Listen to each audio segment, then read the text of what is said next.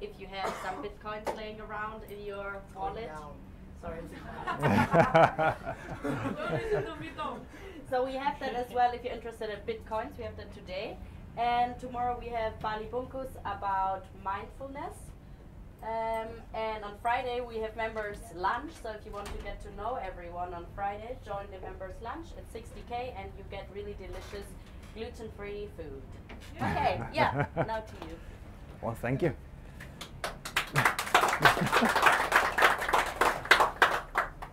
Good morning, everyone. Thank you for being here.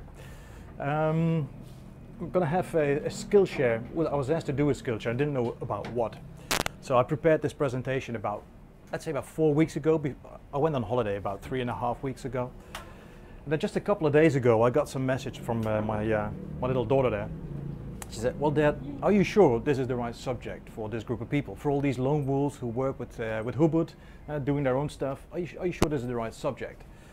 I had two reactions to that. The first one was, hell yes. I'm not going to do another presentation during my holiday. The second one was, I mean, even though you're working in a co-working space here, I can't believe, and I refuse to believe that this is the end of Teams. I'm sure Teams will change. I'm sure Teams have changed already. And I'm sure Teams will also be there in the future. So let's look about that, how you can create a team and how you can create, from my experience, a sort of a successful team. Right. Now, who's talking? Let me do a first short introduction of myself. I'm a Dutch Generation X man. I'm not an X man, but a Dutch Generation X man. The MTV generation, it's called. Now, yeah. And that was in the times that MTV was doing music and not all these videos and all that kind of stuff. But these are kind of innovations in the time I was born and in, the time that I lived. Look at that, the Fiat Cinquecento. That's a telephone, by the way, for the guys that don't recognize it. The first computer, karaoke set, and the first man landed on the moon. If you talk about Generation X, and I'm talking about generations, I'm not talking about age, I'm talking about generations, because there are differences between generations. So Generation X was the next generation to the baby boomers, and the baby boomers was all about, let's say, being a part of a group, being part of a society, doing everything together, having a job for life. That was baby boomers. So then Generation X came, and that's about individualist, pragmatic. It's about, I had to write it down, I couldn't keep it all in my mind during my holiday. It's about the work-life balance generation. So after this generation, which was from basically between the 60s and the 80s, most of you, I think, well, I'm sure, are millennials, the Generation Y.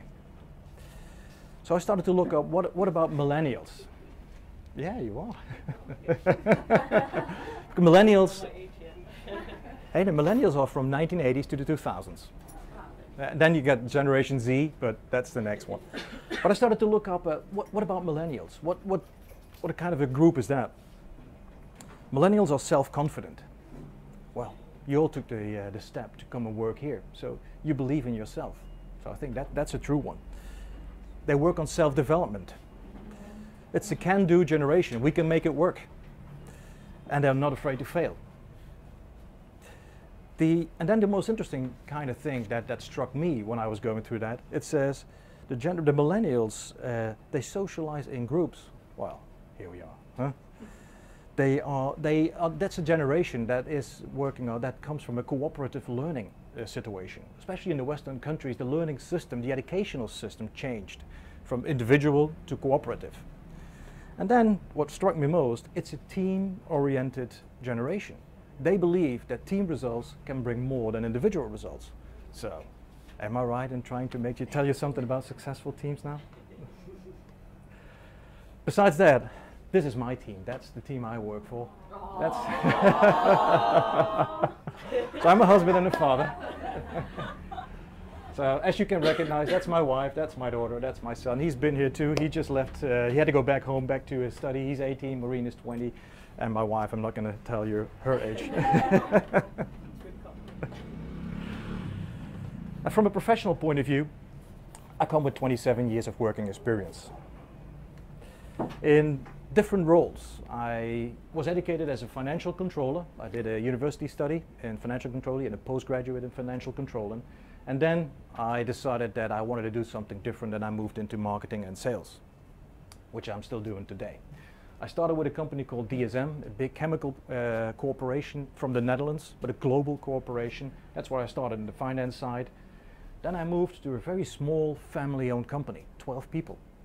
And in that company, I was the right-hand man, I was the financial controller, and that's where I made the move to move into sales and marketing. That company was bought by an American corporation, MH Technologies, which was part of Black & Decker. I think you all know Black & Decker, you know, from the tools. Yeah. And then in 2012, Black & Decker was acquired by Stanley. I think you all know Stanley from all the equipment, the do-it-yourself equipment. That's a $12 billion kind of American corporation, noted on listed on the New York Stock Exchange. So it's a real kind of American kind of culture. I've left that company just recently.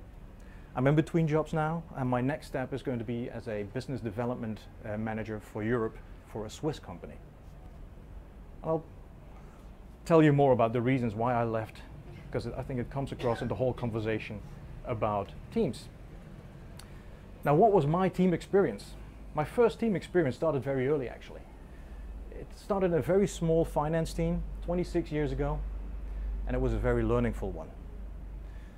I liked the cartoon here. I don't believe it's right, by the way. It says, why do I have to go first and there is no I in a team? I think there is an I in a team. There's always a person in a team. But this experience for me was a very interesting one. I was probably 23 years old. I came to work in a team of 3 people, including myself. One of those members of that team was about 35, and he applied for my job. So I basically had the job he wanted.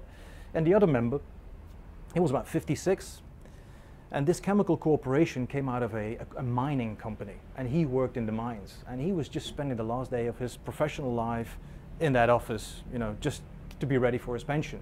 So for me, this was a very learningful experience in how to deal with people. Very different people there. My latest team experience in this big American corporation, it's a group of international sales and key account management teams. I had teams that I was, let's say, physically connected with, and I had remote teams that I had to manage, both at the same time. Sales teams, key account management teams across various regions in Europe. I had a product management team reporting to me with French, Germans, English people in there. And I was the site responsible for a Central European distribution center. So I was part of different teams, and all these teams in this American corporation had to tick. Kind of like this one, because that always works. It says, congratulations, you're a manager now. You're going to be beaten up by both your staff and your managers. And that's true. When you're leading a team in a bigger corporation, you've got pressure from all sides. The question is, why would you need a team? Anyone here who has an answer to that question? Why would you need a team? You can't be an expert in everything. Yeah. Expertise in various areas to get things done. Exactly. And you need expertise because there's things you can't do by yourself. Mm-hmm. Yeah. I mean, take this example. What if you had to do this by yourself? Build that pyramid with 2 million bucks of limestone, which weigh 1.5 tons each, had to be carried 800 kilometers, built in 20 years by about 100,000 workers, 2,650 years before Christ. So like 4,500 years ago. They needed a team. Yeah? And that's all. If you can do it alone, you need a team. It's as simple as that. Now, what is a successful team, or what is a team? Now, this is a definition I took. Let's go through it. There's a few elements in there that are important, I think, that you need to keep in mind. It's a group of people with a full set of complementary skills. That's what you refer to. You said you have different skills that basically complement what you don't have or what you don't know.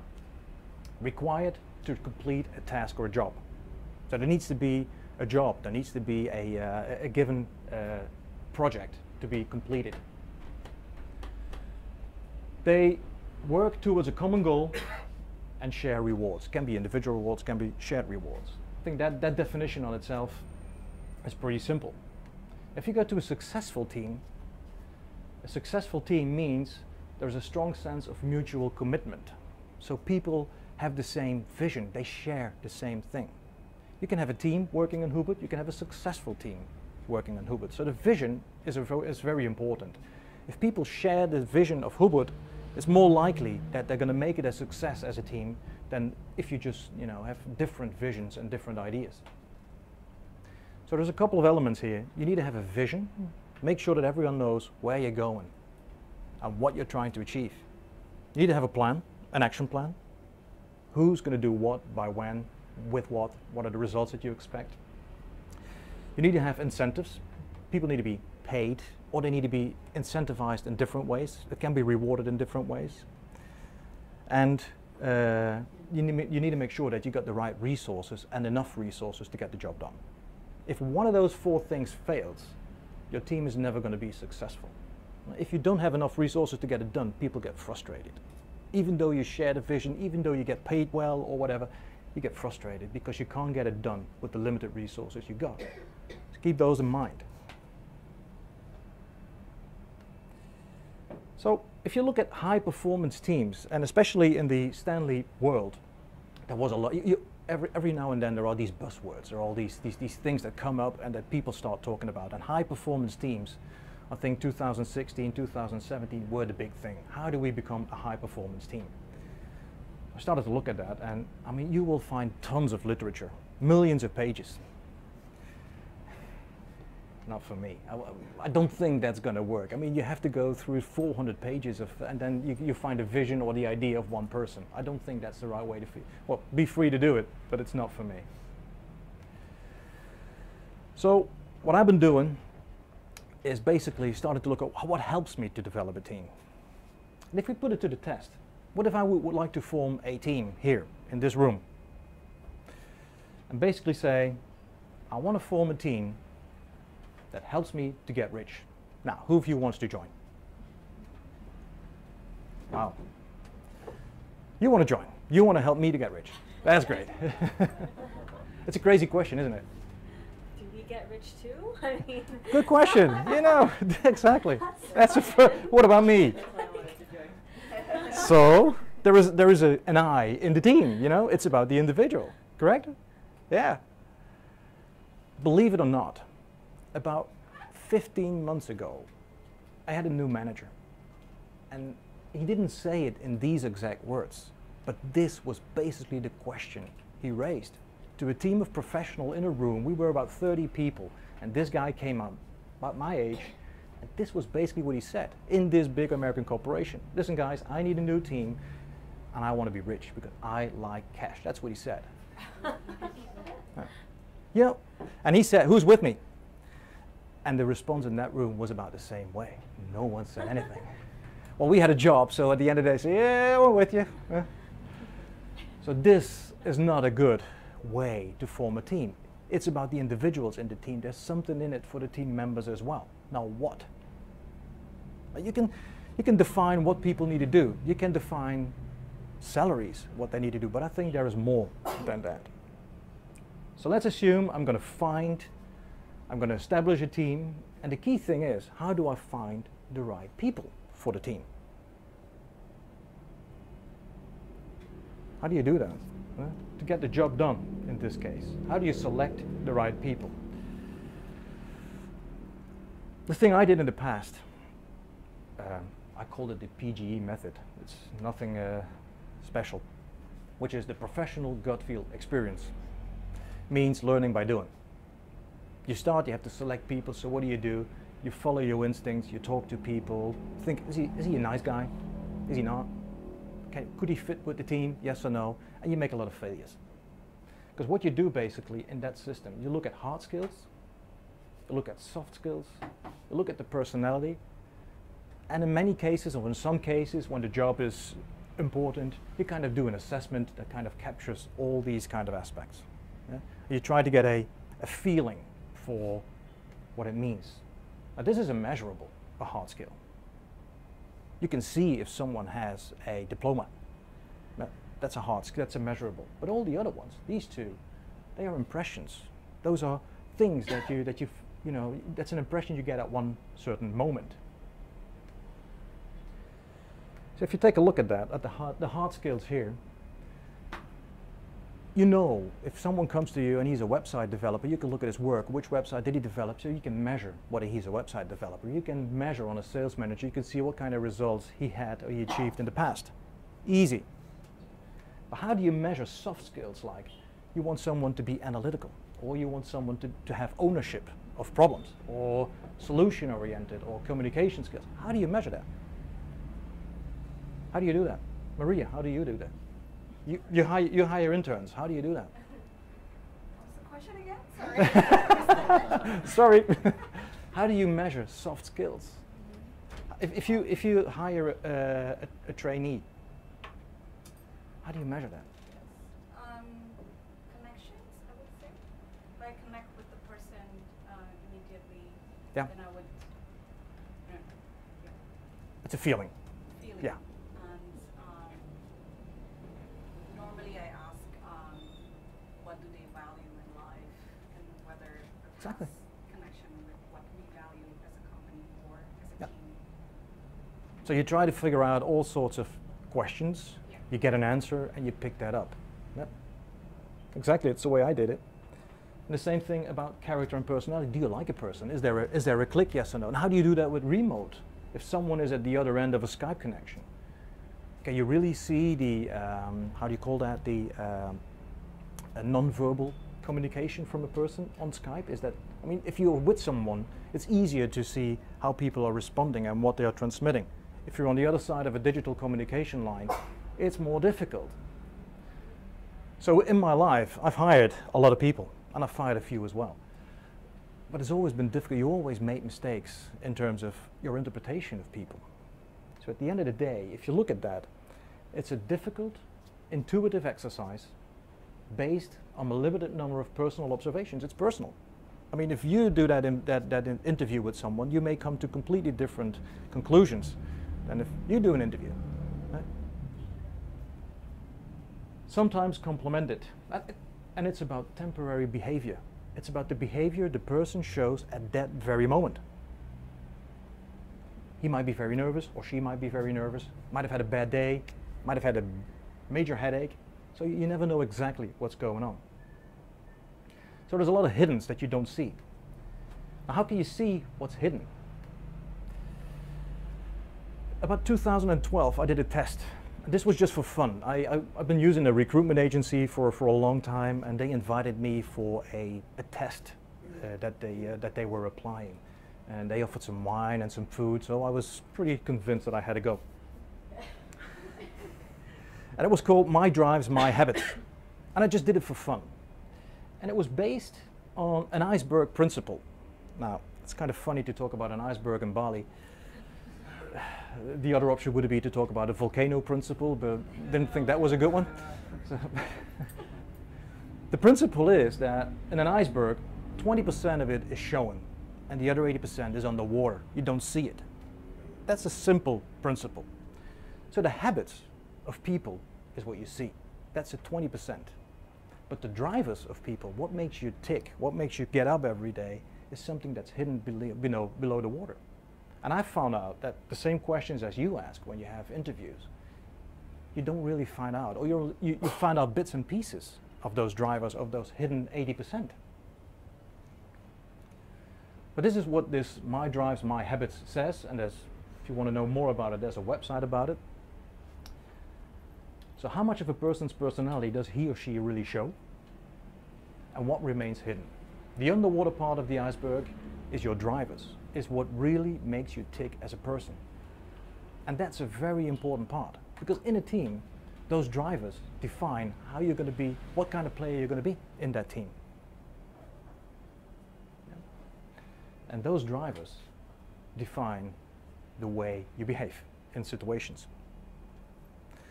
So I kind of thought that I liked the test.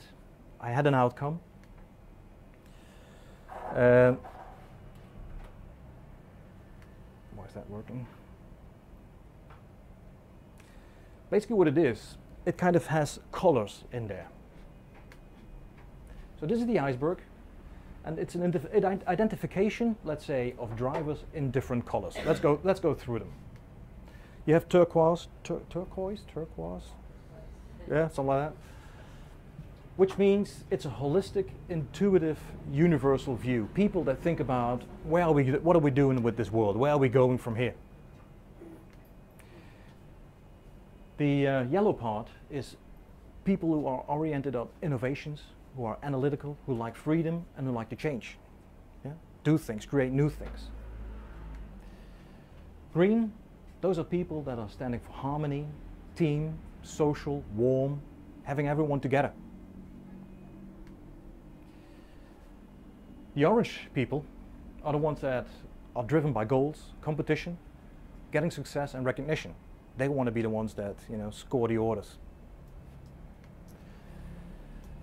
The blue ones are the ones that are structured, straight, honest, secure, and they follow procedures. Yeah. And then you have the red ones, they like instant action. Okay, that's what we got to do, let's do it now. Let's get it done with, let's get the job done. They like speed, they're impatient, and they're real doers. And the purple ones are the loyal, stable people. They respect tradition, and they like safety. So, I did that test, and this is me. In one page, it shows who I am. These are my preferences, and these are my oppositions. So this is an environment where I like to work, so you can see that I'm driven by yellow, orange, and to a lesser extent with red. So basically, I want to change, I like freedom, I'm result oriented, and I want to do things rather quickly. But on the other side, what pisses me off is a lot of rules. Blue. So when I get into an environment where there's a lot of procedures and rules, that doesn't make me tick very well. But also here the funny thing is, I'm also have an opposition in red. So the color that I have as a strong belief for myself, as a strong driver, is also an opposition. What does that mean? It means I don't like power play. I don't like to be told what to do. Yeah? Red means you do this, you do that, you do so. I like to do that to other people, but if they do it to me, I don't like that. And these are support colors, so team support, let's say the traditional and safety results. So here you can see your energy balance, basically, as it is given here. So you can see here that I'm basically, what gives me energy is innovation, change, and results, going for new things. And what really goes against me is a lot of rules and a lot of procedures. So what it does, basically gives me a summary of a person in one page. Is this understandable for anyone? Is there a question about this? So with this in mind, you could say, I am a result-focused analytical thinker, ready to act, acknowledging the value of a functional team. That's the green here. I like teams, but as a, let's say, not the team just being a team to socialize, but a team being there to get to a result. So a team that achieves, that supports achieving goals. But I have a problem with over-attention for rules and procedures, and I have a problem with power play. If you would have a picture like this of the people that you would like to have in your team, you understand what makes them tick. At least it helped me. Anyone like to give a go and tell me what you believe your main color would be? Jana, what would your main color be? What do you think? Me? Yeah, what drives you? Probably yellow. It'd be yellow? Change, so result oriented. That's basically, yeah. Maureen?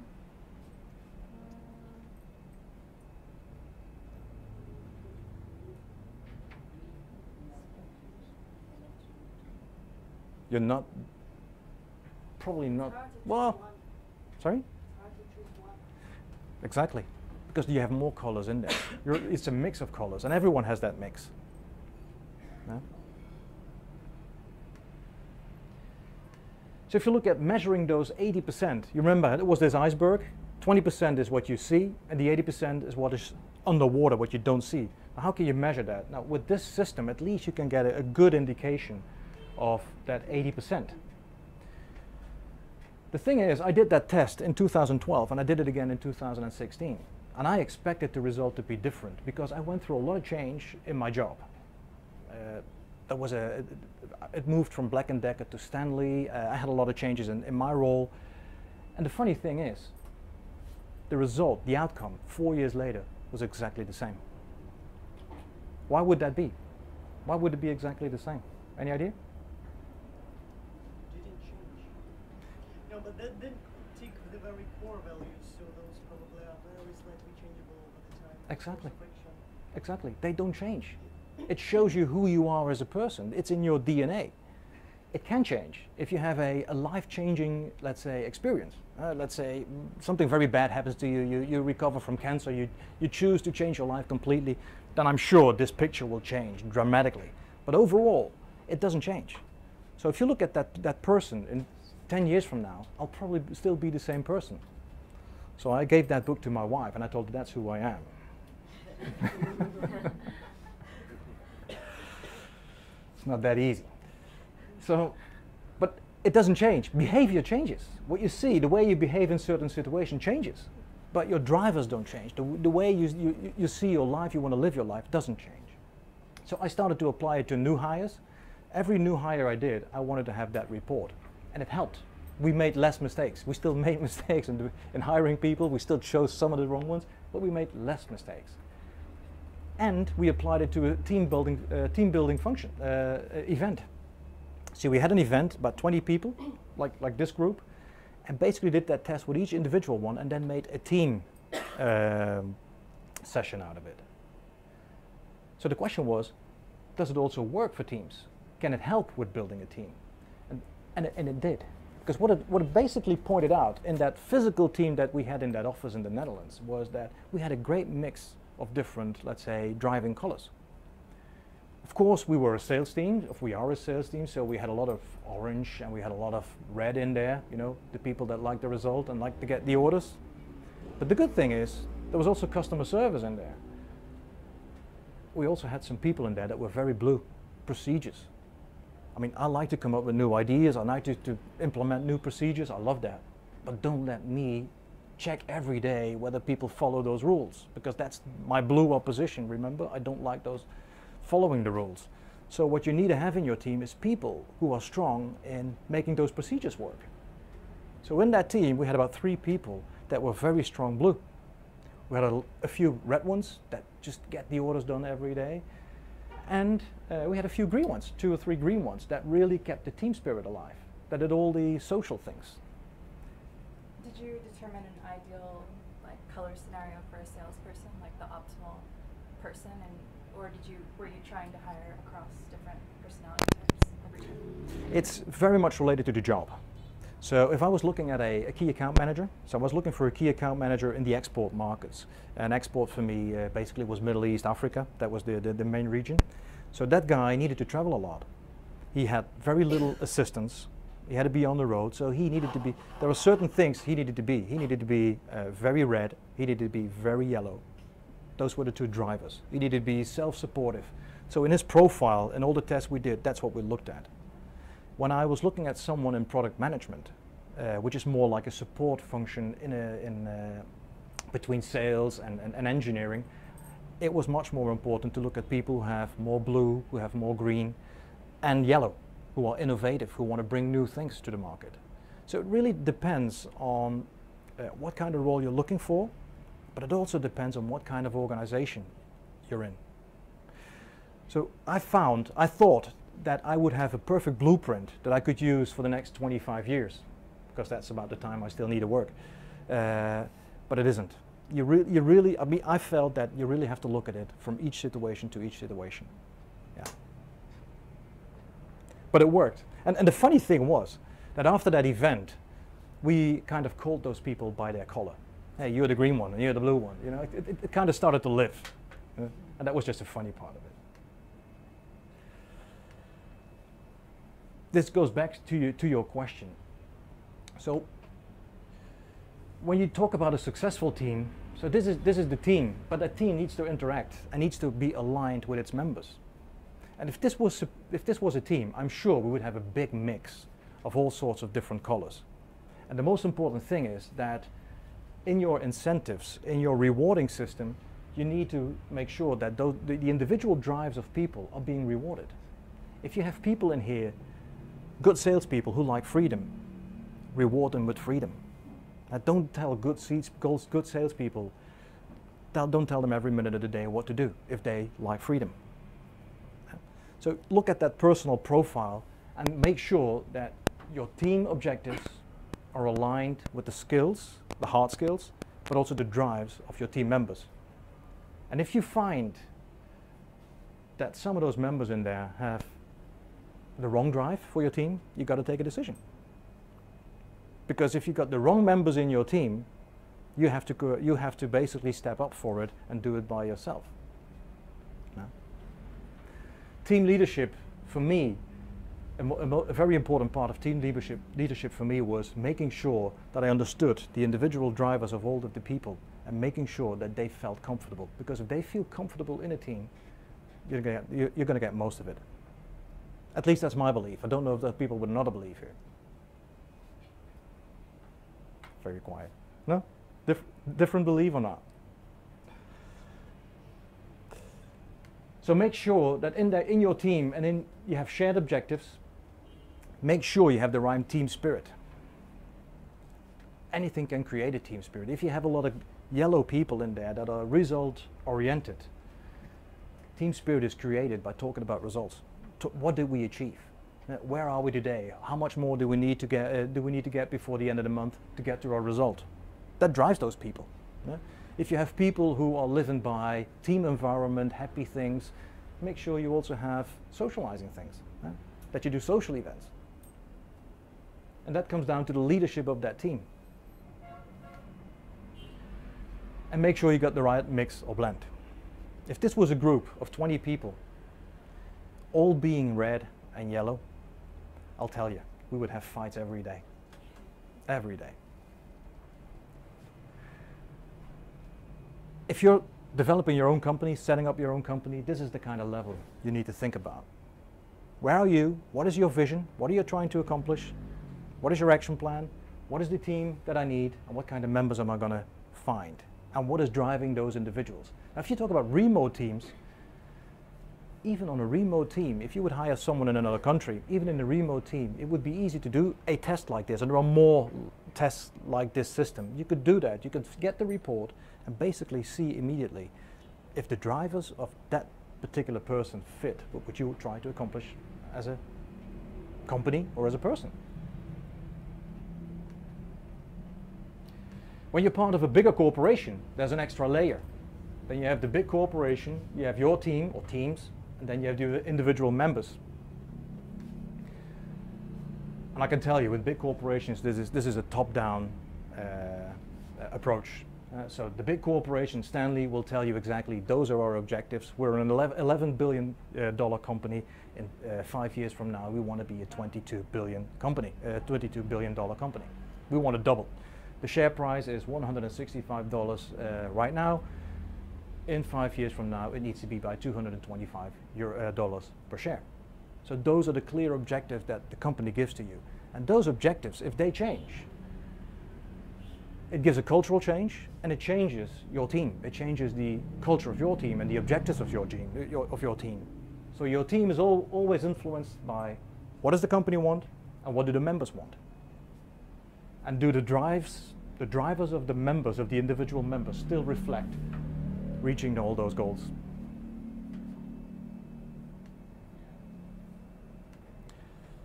So when building your team, make sure your team is aligned with the company objectives, as I said, and with your with their personal drivers.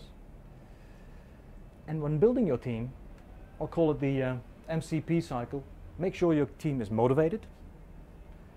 Make sure you challenge your team every now and then. As soon as you see that they are in their comfort zone, perfect, get them out. Try something new. Go for the next mile. Make that team better. Get them out of their comfort zone and get to the next level. And at the same time, if you're in a big corporation, make sure you protect your team against what the company wants. Be protective about the people. If you think you've got good people, be protective about them. Give them a safe environment. That's basically what I'm trying to say here. And on the other side, I think one of the most important things that I've come across is make sure you stay close to yourself. Be yourself. I've seen managers around, and I've seen many of them. They were performing. They were trying to perform a role, and everyone in a room sees through you. I mean, I think as a human being, we have a gift to see through people. Especially women have a special gift to see through people. So if you're not yourself, people don't believe you. And if you're trying to achieve something with a team, which is based on vision, which is based on belief, you've got to be close to yourself. And it's also easier for yourself, because you've got to live with yourself every day. You've got to look in that mirror and say, yeah, I'm still myself. So coming back to what I said earlier, that question that I got basically 15 months ago when I had that new manager that basically said, I need a team to get rich. Are you with me? I chose to leave that company. Because that question didn't do it for me. And all the objectives in that team that were given, they didn't respond to my drivers. I had quite some time to analyze why I made the choice to leave the company. And for me, it was very clear. The manager I had was very red. He told everyone immediately what to do, when to do it, and he asked reports every day. Now, that's the blue part. So he was completely in my opposition. He was red and he was blue. I didn't like it. So after 22 years, I decided I'm going to leave. I'm going to find a new challenge. And I'm happy I did so. So, for you, thank you for listening to me. And I hope you have a happy and colorful team building in the future.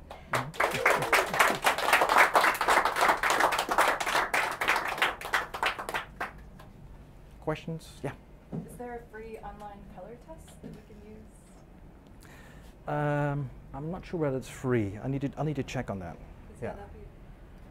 For us to determine if we're hiring teams. Yeah. I mean, the website that's mentioned is a website you can go to. But I'm sure there are more systems like this. Yeah. Yeah. So if you start investigating on it, you'll find some. If you like to have information, you can contact me, or you can contact them directly, and they can give you all the information you need. Yeah. And you can do the test online for sure. There's Strengths Finder as well, which is kind of similar. Like Yeah. where you compare like your top strengths and then Yeah. your team being the rest. Yeah. Yeah. That's about your skills and yeah. What I really liked about this one, it kind of goes into the soft things. You know, the things that you don't really see when you talk about people, or when you, it's all the hidden part basically, and it's an important thing. So. Okay. Thank you.